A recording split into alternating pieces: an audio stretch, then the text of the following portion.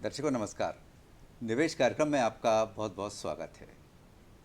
हम सब जानते हैं कि जुलाई माह की आखिरी तारीख यानी 31 जुलाई नज़दीक है और यही अंतिम तिथि भी है आयकर रिटर्न के लिए।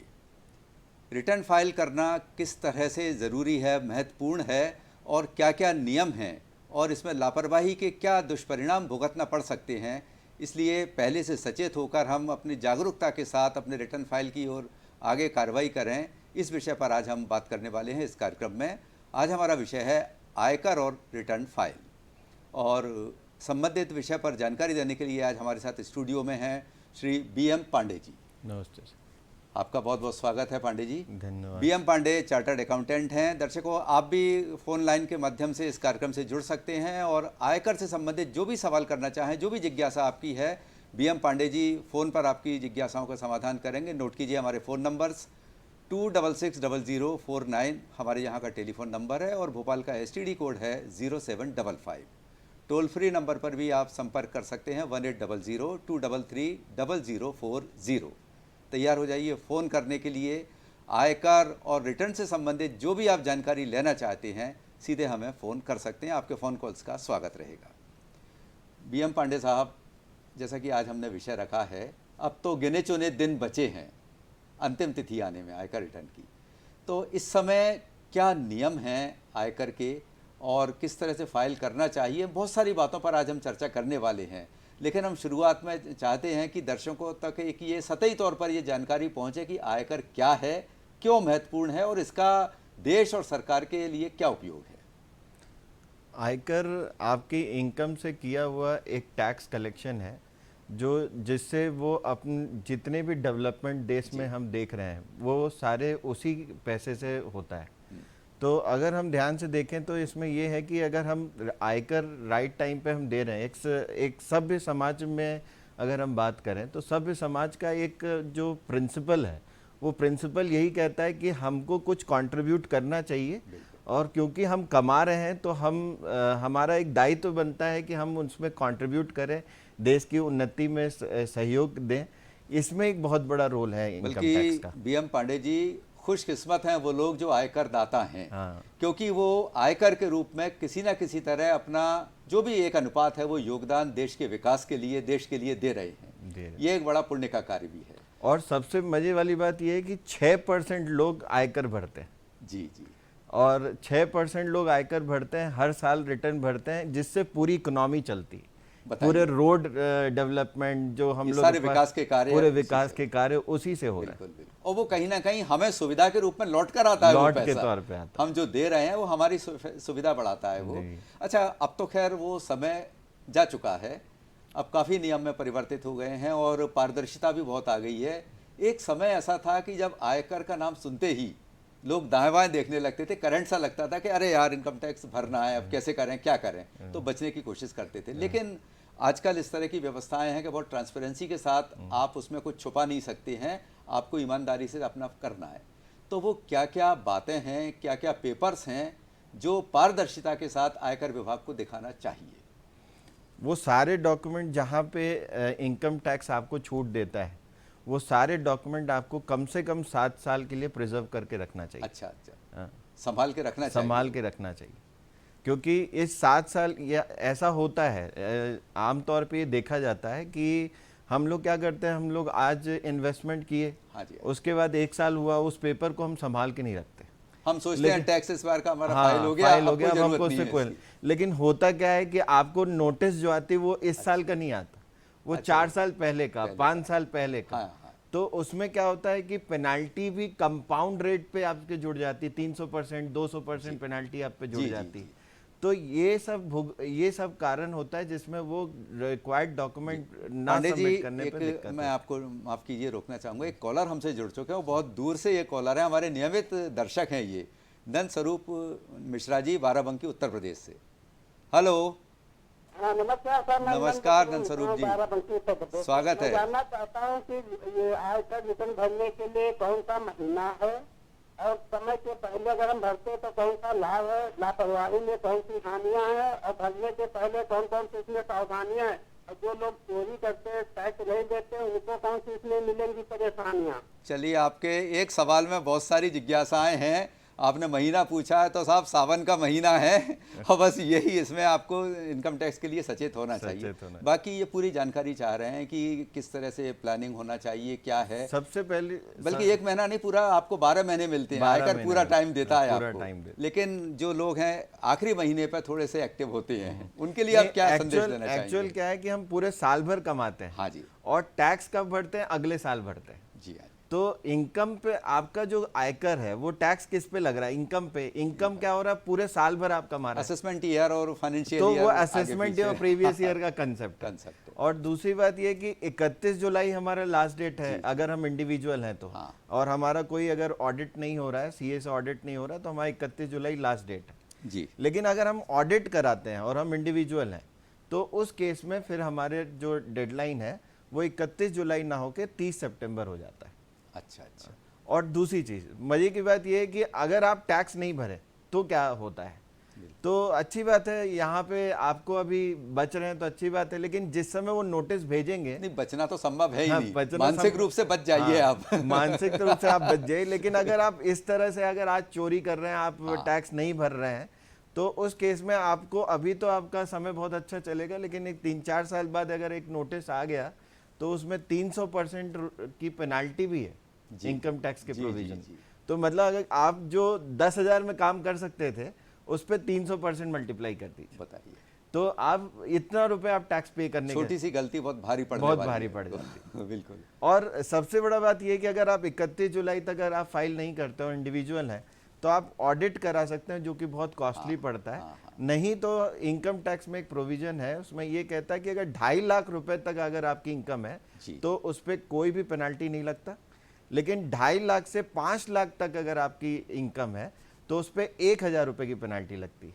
और 5 लाख से ऊपर की अगर आपकी इनकम है, अगर आप दिखा रहे हैं, तो उस केस में 5,000 रुपीज की पेनल्टी लगती है। बिल्कुल बिल्कुल। तो वो पेनल्टी देकर आप फाइलिंग कर इस बार न्यू रिजीम भी आया है, ओल्ड रिजीम और न्यू रिजीम दोनों साथ साथ चल हाँ, रहे हैं। दोनों उस साथ पर भी हम कुछ चर्चा दर्शकों तक आप पहुंचाइए कि ओल्ड रिजीम के क्या नफा नुकसान है और न्यू के क्या है। देखिए, अगर मेरे को एक चीज समझ में आ रही है, जो आज की पीढ़ी आ रही है वो इन्वेस्टमेंट पे ध्यान नहीं दे रही। जी जी। वो पैसा कमाकर अपना एंजॉयमेंट पे ध्यान देती है। फोकस कर रही है। तो उसके लिए न्यू टैक्स रिजीम अच्छा है। लेकिन अगर आप इन्वेस्टमेंट कर रखे हैं, घर गाड़ी ये सब चीजों पे अगर आप कर रखे हैं, तो उसके लिए ओल्ड टैक्स रिजीम ज्यादा सूटेबल है, अच्छा रहेगा। मतलब ये बहुत अच्छी बात है कि दोनों चॉइस दे रखी है सरकार ने, तो अपने हिसाब से जो आपके लिए उपयुक्त है वो आप चुनें। दूसरी बात, अभी हम बात कर रहे थे कि लोग बचना चाहते हैं या ये करते हैं, लेकिन अब तो इतनी अच्छी सुविधाएं हैं, गवर्नमेंट की ही कुछ इस तरह की इन्वेस्टमेंट की स्कीम्स हैं, जैसे ELSS है, म्यूचुअल फंड में भी स्कीम है, PPF में, NPS, बहुत सारी ऐसी योजनाएं हैं, सरकारी योजनाएं, सुकन्या समृद्धि में भी मिलता है।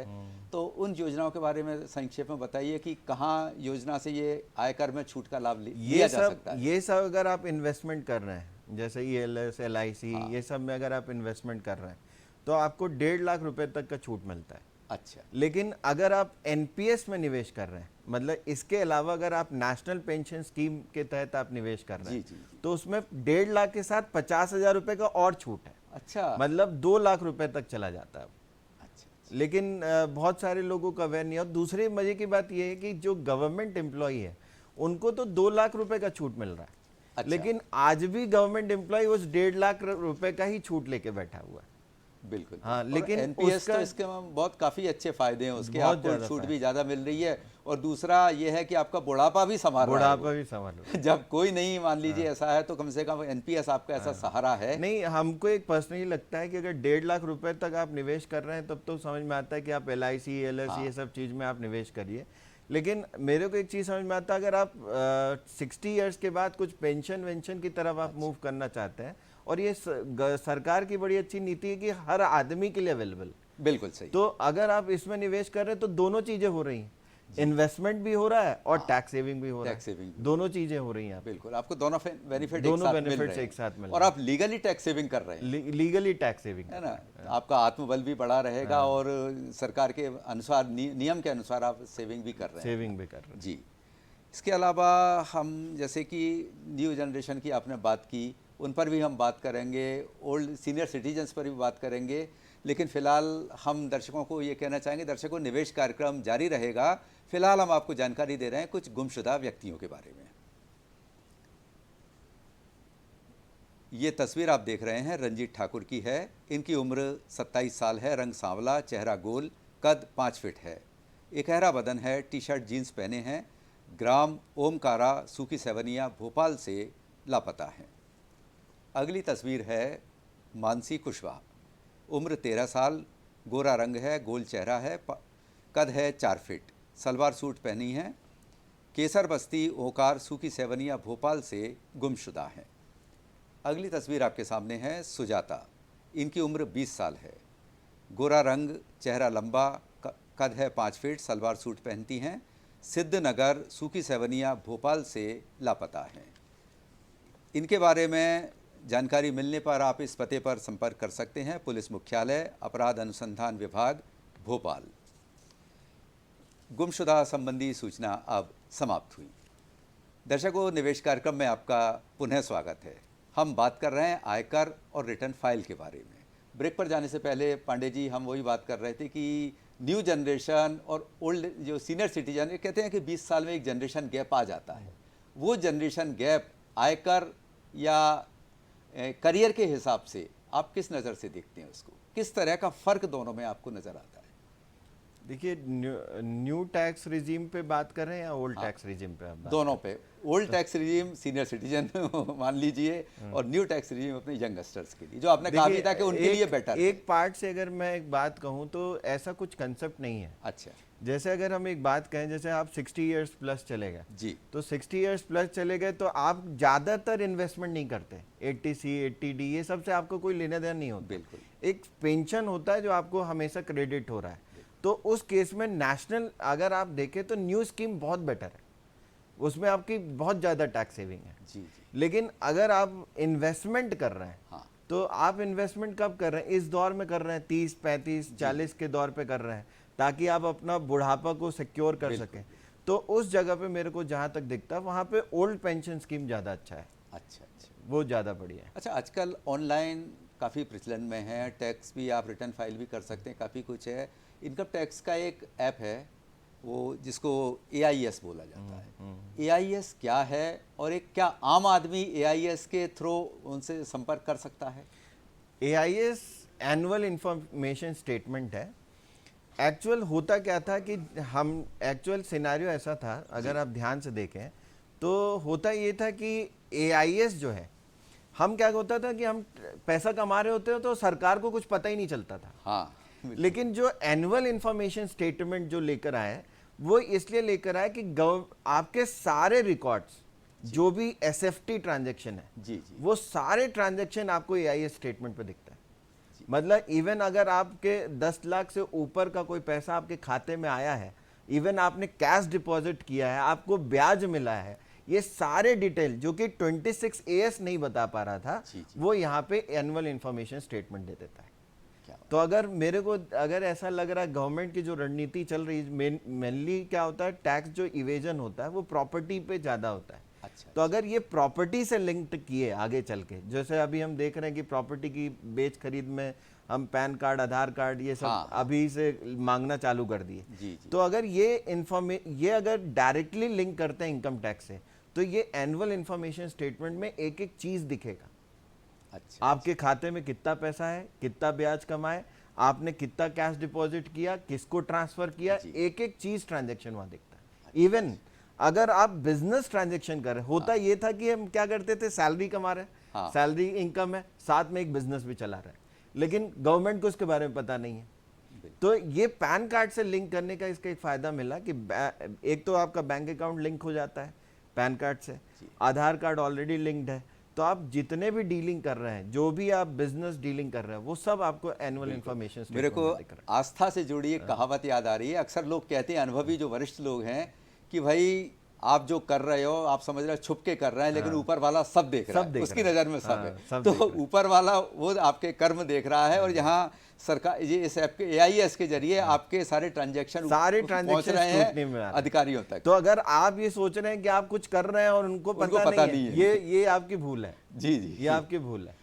तो और जिस हिसाब से ये चीजें हो रही है, हमको एक चीज संभावना लग रही कि एनुअल इंफॉर्मेशन स्टेटमेंट अगर ये लिंक करे, जी। बड़े एस्पेक्ट पे लिंक किए, हाँ, हाँ। तो बहुत सारी चीजें जो ये टैक्स इवेजन का जो कंसेप्ट है, ये सब खत्म हो जाएगा। जी और गवर्नमेंट जो है रिटर्न फाइलिंग में ही आप देखिए कितना सिंप्लीफाई कर दिया है। बिल्कुल बिल्कुल अब हमको ऐसा लगता है कि आर्टिफिशियल इंटेलिजेंस का पूरा खेल आ रहा है। बिल्कुल बिल्कुल आप बस अपना AI टैक्स जमा AI चुका का है, ज़माना है। पूरा AI का जमाना है। बिल्कुल। पूरा आप जाएंगे, लॉगिन पासवर्ड पासवर्ड है, आप उसमें पूरे चीजें खुद देखेंगे, खुद रिक्वेस्ट एक्सेप्ट करेंगे, किसी की जरूरत नहीं है आपको फाइल करने। अच्छा पांडे जी, अब चूंकि 31 जुलाई आने ही वाली है, किसी कारण से या कुछ ऐसी परिस्थितियां भी हो सकती हैं, सभी लोग एक से नहीं होते, मान लो अभी तक दाखिल नहीं कर पाए हैं रिटर्न, तो उनके लिए आप क्या सुझाव देना चाहेंगे कि अभी भी समय है?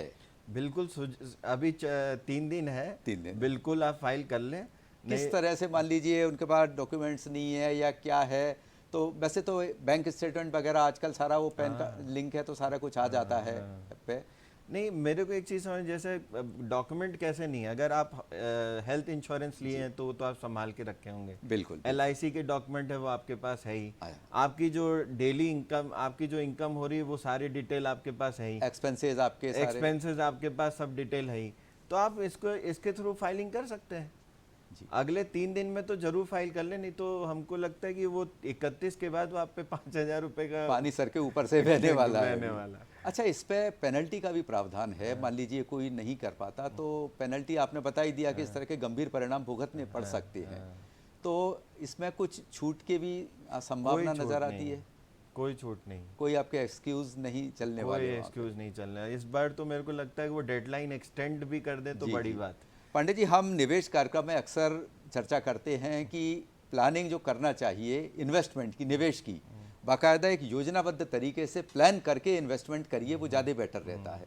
तो क्या इन्वेस्टमेंट की प्लानिंग की तरह टैक्स की भी प्लानिंग संभव है या करना चाहिए? मेरे को ऐसा लगता है सर, इसके बहुत अच्छा आपने क्वेश्चन पूछा। आदमी जनरली इन्वेस्टमेंट पे प्लान करता है, जी हाँ बिल्कुल। लेकिन होता क्या है, वो 60 इयर्स को देख रहा होता है। हाँ। लेकिन आप ये बताइए कि टैक्स देकर इन्वेस्टमेंट करना, जी ये तो मेरे को लगता है कि एक सरासर, मतलब एक बहुत ही बेवकूफ़ी वाली बात है।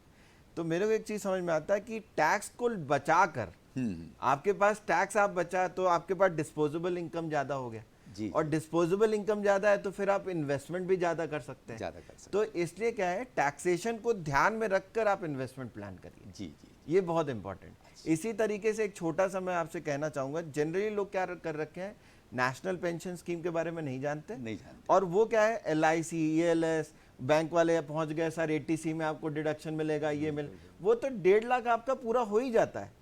लेकिन आप बताइए उस जगह पे 3 लाख 4 लाख रुपए लगा के बैठे हुए हैं। हाँ अगर उस जगह पे पैसा ना लगा के आप नेशनल पेंशन स्कीम में लगाएं तो आपको 1.5 लाख तो मिल ही रहा है, साथ में 50,000 और मिल रहा है, तो 2 लाख रुपए आपकी छूट हो गई ना। अब 50,000 रुपए पे 30% जोड़िए तो 15,000 रुपए की सेविंग हुई। ये 15,000 में आपका एक मेरे को लगता है मेडिक्लेम आ रहा है। हाँ बिल्कुल सही, मेडिक्लेम आ रहा है, मेडिक्लेम तो आ रहा है। आप टर्म प्लान लेके साथ में चल सकते हैं। आप टर्म प्लान लेके चल सकते हैं। तो जीवन सुरक्षा भी हो गई, स्वास्थ्य रक्षा भी हो गई, आपको इन्वेस्टमेंट भी हो गया। बिल्कुल सही है। बीमा क्षेत्र वास्तव में देखा जाए तो वो जीवन सुरक्षा का क्षेत्र है, वो निवेश का उसमें हो जाता है, वो एक अलग बात है। अच्छा, इस तरह से प्रॉपर्टी की अगर हम बात करें तो प्रॉपर्टी में भी आयकर के छूट के कुछ प्रावधान हैं? बिल्कुल है। वो किस तरह से हैं? देखिए उसमें ऐसा है कि अगर आप प्रॉपर्टी बेचते हैं जी, तो पहला तो प्रॉपर्टी को इन लोगों ने 2 चीज़ों में कैटेगराइज किया है, एक लॉन्ग टर्म कैपिटल गेन और एक शॉर्ट टर्म कैपिटल गेन। तो इसमें एक अवधि है, उस अवधि के अकॉर्डिंग हम लोग डिसाइड करते हैं कि कौन सी चीज़ लॉन्ग टर्म है, कौन सी चीज़ शॉर्ट टर्म है। अच्छा। तो पहला चीज़ ये है कि अगर लॉन्ग टर्म कैपिटल गेन हो रहा है, और जनरली यही होता है कि पुश्तों की प्रॉपर्टी है, आप आज बेच देते हैं, आपको एक बहुत लमसम पैसा मिल जाता है और उससे लोग क्या करते हैं, एजुकेशन में बच्चों के फीस भर दिए या घर खर्च में ले लेते हैं, बेटी की शादी कर दिए, इस पे ज़्यादा फोकस कर देते हैं। तो ऐसा नहीं है कि वो आपको छूट है, उस जगह पे ये है, उस जगह पे जो रूल कहता है वो ये कहता है कि आप प्रॉपर्टी बेचकर, मतलब जमीन बेचकर घर लीजिए तो छूट है। मतलब घर से प्रॉपर्टी का पैसा आप प्रॉपर्टी में ही लगा। नहीं, इसमें भी एक बहुत बड़ा क्लॉज है, वही मैं बता रहा हूं कि जमीन बेचकर आप घर लीजिए, हाँ। छूट है। घर बेचकर घर लीजिए, छूट है। छूट है। लेकिन घर बेचकर अगर आप जमीन ले लिए तो छूट अच्छा। नहीं है। क्या बात कर रहे हैं ये बिल्कुल छूट नहीं। अच्छा। हाँ, वो मतलब आप- जमीन बेचकर घर ले रहे हैं तो छूट है, छूट है। और घर बेचकर जमीन ले रहे हैं तो तो नहीं है। छूट नहीं है। इसको थोड़ा सा बड़ा उत्सुकता बढ़ रही है, हाँ। इंटरेस्टिंग है काफी। आप दर्शकों को बताइए कि ये किस तरह से, कुछ एक एग्जांपल के जरिए आप बता सकते हैं। सिंपल सा है सर, ये अगर मान लीजिए हम जमीन रखे हैं हाँ। और जमीन जैसे होता यही है। एक चीज और बड़े मजे की बात ये है, जमीन कि मतलब ruler- एग्रीकल्चरल लैंड। हाँ, एग्रीकल्चर लैंड फुल्ली एग्जम्प्ट है, ओके ओके। वो कभी टैक्स के दायरे में नहीं आता। जी जी। तो जनरल आप देखे होंगे कि गांव देहात का आदमी जब अर्बनाइजेशन की तरफ मूव करता है तो वो बिल्कुल। गांव का पूरी प्रॉपर्टी बेच के उस शहर में वो आता शहर में अपना घर खरीद लेता है। हाँ। तो उसमें कोई टैक्सेबिलिटी नहीं। अच्छा। लेकिन हाँ, अगर अर्बन एरियाज में घर है, जैसे आपका म्युनिसिपैलिटी अच्छा। एरिया में आपका घर, आपका जमीन है, और उस जमीन को बेचकर अगर आप घर ले रहे हैं जी जी। तो आप ले सकते हैं, गाँव, अच्छा। आपको एग्जम्प्ट मिलेगा। मिलेगा। लेकिन वहां पे भी क्या लिमिट है, वो 10 करोड़ रुपए। जी जी जी। 10 करोड़ से ऊपर गया तो वो फुल्ली अमाउंट टैक्सेबल है। अच्छा, कैपिटल गेन भी लगता है उसमें भी। अक्सर लोग गलती करते हैं कि प्रॉपर्टी बेचने के बाद जो उनके पास कैश आता है उसको बैंक में जमा कर देंगे। नहीं, बैंक में बिल्कुल जमा नहीं करना अक्सर चाहिए। ऐसे ही होता है, हाँ, सेविंग अक्सर अकाउंट ये में होता है। डाल दे तो हाँ, उस पर टैक्स की वो लायबिलिटी बढ़ जाती है, जबकि कैपिटल गेन अकाउंट अलग से एक होता है। अलग से होता है वो कैपिटल अक्सर गेन। लोगों को कम जानकारी है। एक्चुअल क्या होता है, बैंक में एक अकाउंट खुलता है, हाँ, कैपिटल गेन अकाउंट स्कीम के तहत जी, एक जी, अकाउंट जी। खुलता है, बिल्कुल। उसमें उनको पैसा लेना चाहिए, अच्छा। तभी आपको ये डिडक्शन मिलेगा, नहीं तो ये डिडक्शन नहीं मिलेगा। चलिए, ये और बहुत अच्छी आपने डायरेक्टली बात अगर आप बताई। खाते में पैसा ले रहे हैं, उसका कुछ समय अवधि होती है कि कैपिटल गेन में कितने समय तक पैसा डाल सकते हैं आप? नहीं, तुरंत बेचकर जो पैसा आएगा उसको आपको तुरंत कैपिटल गेन अकाउंट स्कीम में डालना। वो उसमें डाल दिया, डालना। होल्ड कब तक उसमें? लेकिन होल्ड कब तक करना, उसका कंसेप्ट। हाँ हाँ। अब बात ये आ रही है कि अब मान लीजिए आपको घर खरीदना है, तो उस केस में ये कहता है कि जो घर आपको लेना है वो 1 से 2 साल में ले लेना है। जी जी जी। अच्छा, अगर आप मतलब 1 से 2 साल। हाँ, अगर आप कंस्ट्रक्शन करा अच्छा, रहे हैं, बड़े संक्षेप में पांडे जी, इस समय समाप्ति की ओर है, आप बताइए कि ऑटोमोबाइल पर भी कुछ छूट क्या बिल्कुल प्रावधान है, बिल्कुल। अगर ऑटोमोबाइल, अगर हम कार खरीद रहे हैं तो उस पर कोई छूट नहीं है। जी, जी। उसके ब्याज पे कोई छूट नहीं। लेकिन हाँ, अगर आप इलेक्ट्रिक व्हीकल खरीद रहे अच्छा, उस पर छूट है। हैं तो उसके इंटरेस्ट पांडे जी, आप हमारे कार्यक्रम में आए, आपने बहुत अच्छी जानकारी दी, आपका बहुत बहुत धन्यवाद। दर्शकों, आपका भी धन्यवाद। अगली बार नए विषय के साथ हम फिर हाजिर होंगे, तब तक के लिए नमस्कार।